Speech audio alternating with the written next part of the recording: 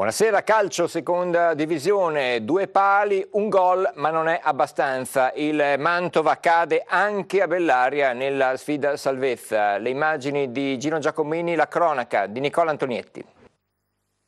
Mantova in campo a Bellaria per un recupero che vale la salvezza. Mister Sauro Frutti attua un cospicuo turnover. In campo Galbiati, Fonte e Girelli. In attacco Pietri Biasi in coppia con Del Sante. Circa una quindicina i tifosi del Mantova presenti sugli spalti dello stadio di Bellaria. Nei primi minuti è il Mantova a fare la partita. Rimessa lunga di Sereni, colpo di testa di Spinale e la palla esce di circa 1 metro. Ancora Mantova in attacco, cross di Spinale, volée di Del Sante che però non crea problemi al portiere del Bellaria Venturi. Timidamente in attacco il Bellaria, tiro di De Cenco, troppo debole per impensierire Festa.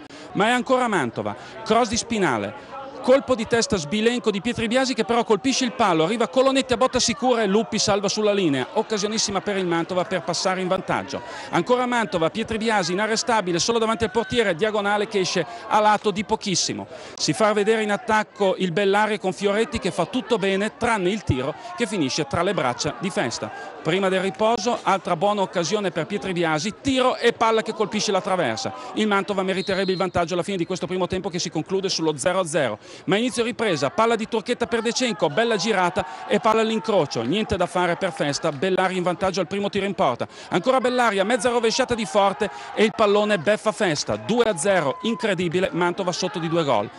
Mantova sulle ginocchia, Bellaria in attacco ancora con Forte che per poco non trova il gol del 3-0.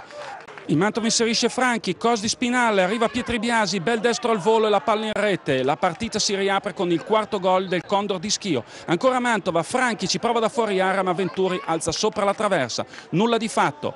Quindi un'altra palla buona arriva a Burato, il cui tiro viene stoppato dalla difesa. Il Mantova resta in 10 per l'espulsione di Sereni e per poco subisce il gol del 3-1. Ma De Cenco solo davanti a Festa si fa ipnotizzare dal portiere biancorosso. All'ultimo minuto la palla buona arriva a Pietri Biasi, ma Venturi compie l'ennesimo miracolo. Finisce 2-1, una sconfitta pesantissima per il Mantova. La zona play-out è sempre di più una realtà.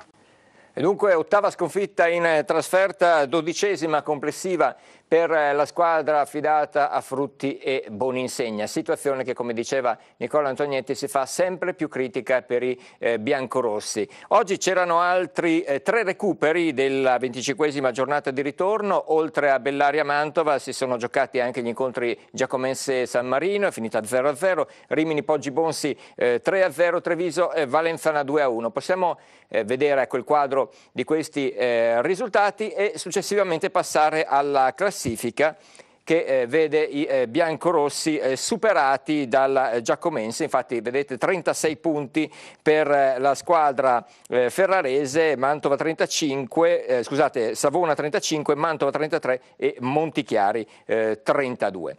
Stanno arrivando le interviste, alcune riusciremo probabilmente a proporle stasera, altre domani, ma probabilmente siamo pronti a mostrarvi un contributo con l'intervento del presidente Bompieri.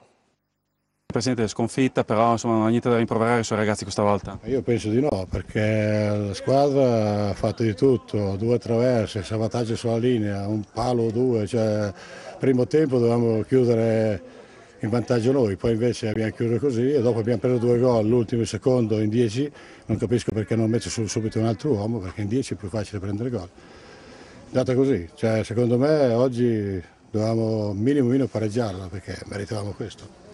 Per me è perdere con 2 tiri in porta. Qualcosa da dire anche sull'operato dell'arbitro, 5 ammoniti, un espulso? Io non so cosa ha fatto Sereni alla fine perché l'ha espulso, non lo saprei, però insomma qualche volta bisogna capire anche i giocatori, cioè l'arbitro deve essere diciamo un po' più di manica larga, diciamo, ecco. Però non lo so cosa è successo. Però mi spiace perché mancherà ammonito anche Franchi perché vorrei andare a prendere la palla, non credo che sia giusto e penso che sia anche in diffida. Cioè, questo è molto importante, per noi Franchi è importante. Penso che Franchi ha dato un po' di svolta anche. Però il primo tempo abbiamo giocato solo noi.